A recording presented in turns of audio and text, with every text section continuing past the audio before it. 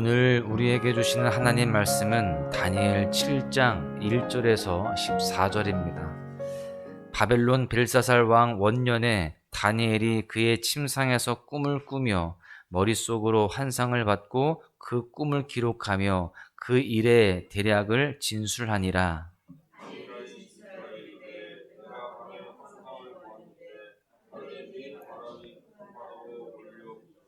큰 짐승 넷이 바다에서 나왔는데 그 모양이 각각 다르더라.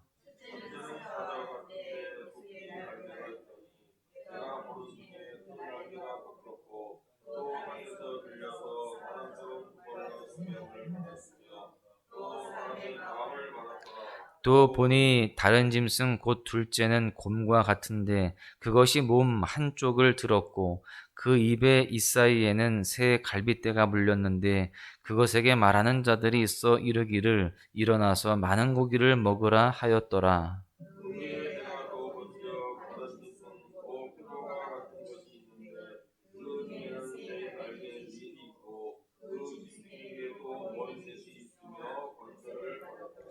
내가 밤 환상 가운데에 그 다음에 본 넷째 짐승은 무섭고 놀라우며 또 매우 강하며 또 쇠로 된 큰 이가 있어서 먹고 부서뜨리고 그 나머지를 발로 밟았으며 이 짐승은 전에 모든 짐승과 다르고 또 10뿔이 있더라.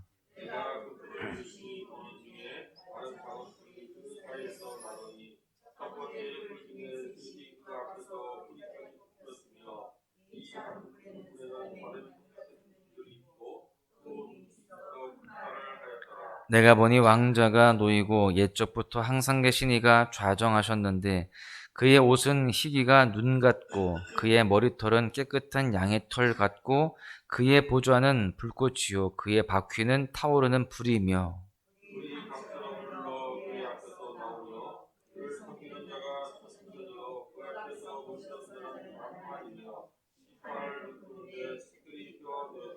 그때에 내가 작은 뿔이 말하는 큰 목소리로 말미암아 주목하여 보는 사이에 짐승이 죽임을 당하고 그의 시체가 상한 바 되어 타오르는 불에 던져졌으며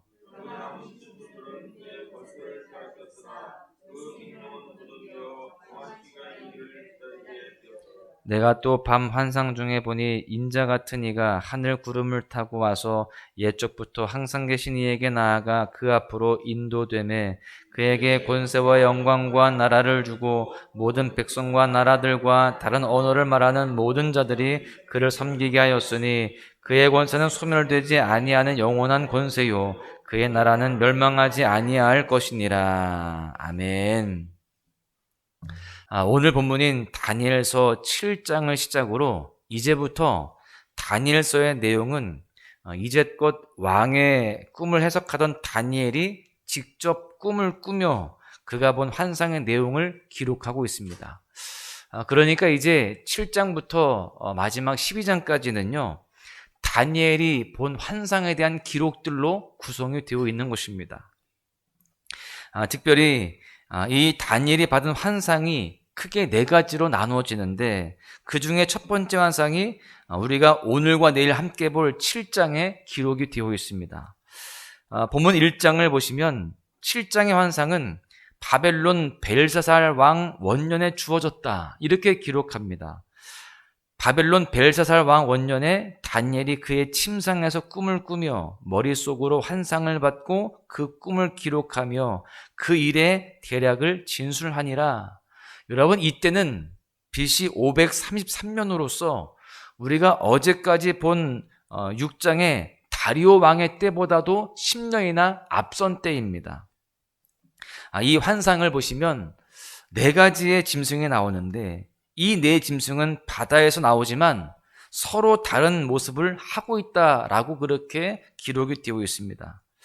말씀은 그들의 형상에 대해서 사자의 형상, 또 곰의 형상, 표범의 형상, 그리고 10뿔과 쇠로 된 큰 이를 가진 짐승의 형상을 가지고 있다라고 그렇게 기록되어 있어요. 여러분, 이 의미에 대해서 내일 본문인 17절은 그 4큰 짐승은 세상에 일어날 4왕이라 이렇게 밝히고 있습니다. 여러분, 이 부분에 대해서 거의 모든 학자들이 동일하게 설명을 하는데요.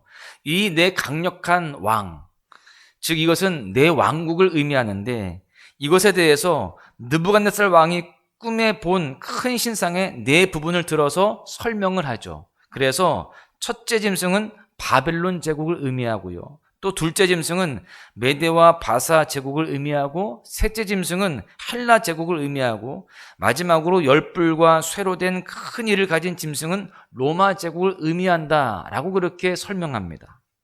그런데 다니엘이 이 예언을 받은 이 시점에서 아직 이 짐승들이 다 실현되지 않았습니다. 그 나라들이 드러나지 않았다는 거예요. 그러나 우리는 이 짐승으로 표현된 나라들이 실존했으며 그 순서 또한 같음을 우리는 알고 있습니다. 여러분, 이 새벽에 이 네 짐승의 환상의 예언이 온전히 실현됐음을 알고 있는 이 시대 가운데 또 우리 가운데에 하나님께서 말씀하시고자 하는 바가 무엇인지를 함께 알아가기를 소망합니다. 그로 인하여서 큰 위로와 도전을 얻는 이 시간 될 수 있기를 주님의 이름으로 간절히 축원합니다. 오늘 말씀을 통해서 깨달을 수 있는 첫 번째 교훈은 영원하신 하나님의 말씀은 반드시 응답이 된다라고 하는 것입니다. 이미 제가 언급을 했듯이 다니엘은 환상 속에서 보았던 그 나라들을 다 보지 못했습니다. 특히 이 환상을 볼 때 세 번째 그리고 네 번째 짐승의 나라에 대해서는, 즉 헬라와 로마에 대해서는 어떠한 지식도 없는 그러한 상태였습니다. 그러나 하나님께서는 그에게 환상을 보여주셨고 그 역사가 그대로 이루어져 갔음을 우리는 알고 있습니다. 여러분, 이 세상 나라는 결국 하나님이 다스리시고 하나님의 말씀대로 이루어짐을 우리가 알 수 있는 것이죠. 지금 현실적으로는 강력한 나라들이 자신의 힘으로 모든 것을 이루어가는 것처럼 보입니다. 당시의 패권을 가진 나라들이 자신들의 힘으로 세상을 누르고 권력을 장악한 것처럼 보인다는 것이죠. 그러나 그마저도 하나님의 계획 안에 있음을, 하나님의 손 안에 있음을 우리가 알 수 있는 겁니다. 그래서 이사야 선지자는 이렇게 고백합니다. 이사야 40장 8절을 보십시오. 풀은 마르고 꽃은 시드나 우리 하나님의 말씀은 영원히 서리라 하라. 여러분, 그러기 때문에 아무리 현실이 답답하고 눈앞에 강력한 것으로 인하여서 앞이 보이지 않는다 할지라도 하나님의 말씀만이 영원함을 기억하고 말씀을 붙들고 살아가야 할 줄로 믿습니다. 하나님의 말씀은 반드시 이루어지며 성취되어집니다. 그래서 우리는 어떤 현실 가운데 있다 할지라도 주님의 말씀이 이루어짐을 믿고 그 말씀 따라 살아가는 또한 순종하는 자가 되어줘야 하는 것입니다. 아무리 짐승과 같이 악한 세상이지만 그 위에 하나님의 통치가 작동하고 있는 것입니다. 우리는 그것을 기억하고 이 세상을 살아갈 때에 말씀의 사람으로서 또한 순종하는 사람으로서 승리해야 할 줄로 믿습니다. 두 번째 교훈은 영원하신 하나님의 심판은 반드시 응답된다라고 하는 것입니다. 말씀만 응답되는 것이 아니라 심판도 응답된다라는 거예요. 여러분, 이렇게 무시무시한 짐승들에 대한 표현에 구절은 이렇게 말씀합니다. 내가 보니 왕좌가 놓이고 옛적부터 항상 계신 이가 좌정하셨는데 그의 옷은 희기가 눈 같고 그의 머리털은 깨끗한 양의 털 같고 그의 보좌는 불꽃이요 그의 바퀴는 타오르는 불이며. 다니엘은 옛적부터 항상 계시니 왕좌에 좌정하신 분을 환상에서 봅니다. 그분은 영원전부터 존재하고 계신 분을 의미하는데 또한 성경은 그분은 순결하고 거룩하다라고 말씀합니다. 또한 10절에 보시면 그를 섬기는 자는 천천히요 그 앞에서 모셔선 자는 만만이며 심판을 베푸는데 책들이 펴 놓였더라, 이렇게 기록합니다. 그분의 권세가 얼마나 대단한지를 말씀하는데 헤아릴 수 없는 많은 사람들이 하나님을 섬기고 있다는 것입니다. 그리고 그 보좌 앞에 모든 일을 기록한 심판의 책들이 펼쳐져 있음을 말씀합니다. 하나님은 벨드살 왕을 향해서 메네 데겔 우바르신이라고 했습니다. 하나님께서 하늘에서 다 세무라고 달아보고 계신다라는 사실이죠. 하나님은 세상을 방관하시는 분이 아니시라 천상의 왕좌에 앉으셔서 모든 것을 다 내려다 보시고 감찰하시며 심판의 책에 기록하고 계신다라는 것을 우리는 알 수 있습니다. 결국 이 짐승의 나라들의 운명은 자신들의 힘의 강력함에 있는 것도 아니고 사단의 손아귀에 있는 것도 아닙니다. 오직 여호와 하나님의 손 안에 있는 것입니다. 그분의 심판 아래에 있는 거예요. 지금 다니엘은요, 이렇게 천상의 모습을 보고 있습니다. 지금 땅에서는 여전히 짐승의 나라들이 날뛰고 있고 득세하고 있습니다. 그런데 천상의 보좌에 앉으신 하나님은 그 모든 것들을 방관하시는 것이 아니라 그 모든 것들을 감찰하시고 이제 때가 될 때 심판하신다라고 하는 것입니다. 그리고 그 심판에서는요, 하나님의 백성들을 대적하는 자들이 그렇게 그 심판의 대상이 되고 있음을 또한 우리는 알 수 있습니다. 여러분, 사도 요한도 반모섬에서 동일한 환상을 보죠. 요한계시록 7장 11절에서 12절에 보십시오. 모든 천사가 보좌와 장로들과 네 생물의 주위에 서 있다가 보좌 앞에 엎드려 얼굴을 대고 하나님께 경배하여 이르되 아멘, 찬송과 영광과 지혜와 감사와 존귀와 권능과 힘이 우리 하나님께 세세토록 있을지어다. 아멘 하더라. 주님께서는 하늘 보좌에 앉아 계시며 그곳에서 모든 천사 영광을 받고 계신다라는 것입니다. 그리고 그 보좌에서 심판의 때를 준비하고 계신다라고 하는 겁니다. 여러분, 하나님의 심판은 반드시 이루어집니다. 하나님의 심판은 믿지 않는 자, 하나님을 모르고 교만한 짐승과 같은 자들을 향한 심판이 될 것입니다. 여러분, 그러기에 우리는 이 세상에서 악한 자들이 날뛰고 있음을 볼 때, 악한 자들이, 악한 세력들이 득세하는 것을 볼 때에 두려워하지 말아야 됩니다. 하나님께서 지금 이 순간에도 하늘 보좌에 앉아 계심을 우리는 기억하고 하나님의 때에 하나님의 심판하심을 우리가 믿고 이 세상을 살아가야 됩니다. 여러분, 하나님께서 심판날에 우리 모두를 품에 안으시고 우리 모두가 믿음으로 살아갈 때에 그 끝날에 우리에게 승리의 노래를 부르게 하실 것이며 그에 합당한 면류관을 또한 상급을 허락하실 줄로 믿습니다. 말씀을 마무리합니다. 사랑하는 소망가족 여러분, 하나님의 말씀은 반드시 응답이 되어집니다. 그리고 하나님께서는 우리에게 구원의 길을 알려주셨습니다. 오늘 본문 13절에서 14절을 보십시오. 내가 또 밤 환상 중에 보니 인자 같은 이가 하늘 구름을 타고 와서 옛적부터 항상 계신 이에게 나아가 그 앞으로 인도되매 그에게 권세와 영광과 나라를 주고 모든 백성과 나라들과 다른 언어를 말하는 모든 자들이 그를 섬기게 하였으니 그의 권세는 소멸되지 아니하는 영원한 권세요 그의 나라는 멸망하지 아니할 것이니라. 오늘 본문의 인자 같은 이는 바로 예수 그리스도를 말씀하는 겁니다. 하나님은 자신의 아들을 우리에게 보내주셨습니다. 이제 우리가 그 예수님을 믿기만 하면 하나님께서는 믿는 우리에게 영생을 선물로 주신다라고 약속을 하고 있는 것입니다. 누가복음 21장 27절에 보시면 그때의 사람들이 인자가 구름을 타고 능력과 큰 영광으로 오는 것을 보리라. 주님은 다시 오신다라고 약속하셨습니다. 오셔서 산자와 죽은 자를 심판하신다라고 말씀하십니다. 여러분, 우리는 이러한 주님의 약속을 믿고 그 어린 양 되신 예수님께만 붙들려 살아가야 할 줄로 믿습니다.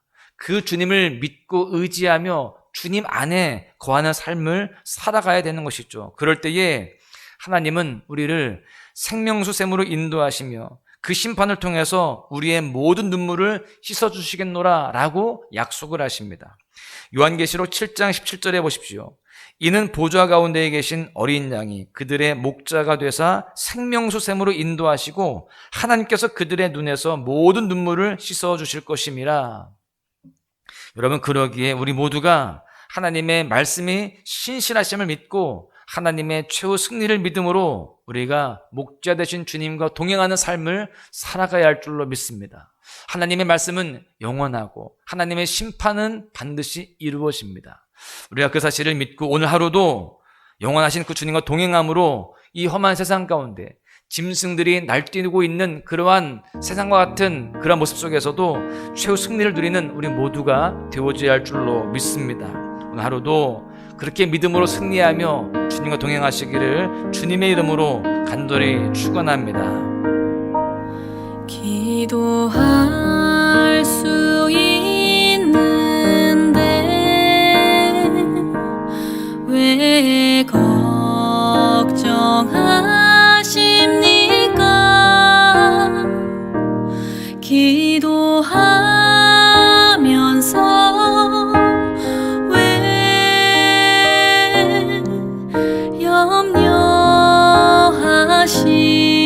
염려하십니까?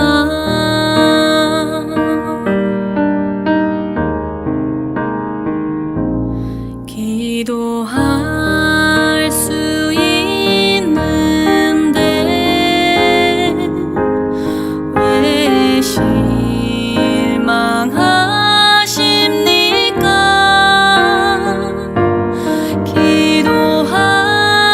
기도하면서 왜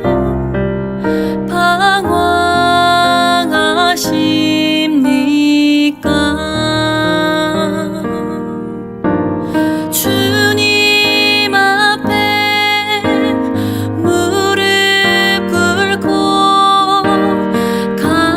간구해 보세요.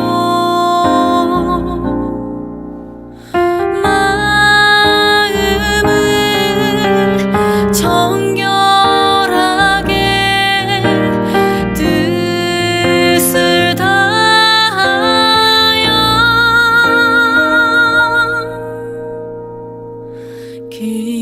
기도할 수 있는데